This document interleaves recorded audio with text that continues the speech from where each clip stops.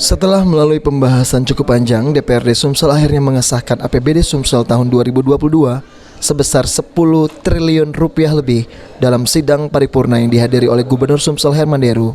Sebelum pengesahan, perwakilan anggota DPRD Sumsel dari Komisi 1 yaitu Antoni Yuzar membacakan hasil pembahasan terkait APBD Sumsel tahun 2022 dengan sejumlah OPD. Selanjutnya dengan disahkannya APBD Sumsel tahun 2022 ini akan diserahkan oleh pihak Pemprov Sumsel ke Kementerian Dalam Negeri untuk dilakukan penelitian dan evaluasi.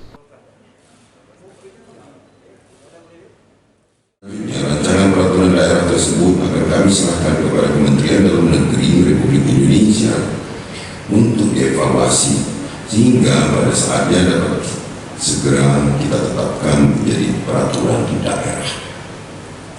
Pada kesempatan yang berbahagia ini, perkenankanlah saya menyampaikan ucapan terima kasih dan penghargaan yang setinggi-tingginya kepada seluruh pimpinan dan anggota DPRD Provinsi Sumatera Selatan yang tergabung dalam. Sementara itu, Ketua DPRD Sumsel Anita Nuring Hatim berharap agar belanja operasional dan modal Sumsel tahun ini lebih sedikit daripada tahun lalu karena menyesuaikan APBD Sumsel tahun ini.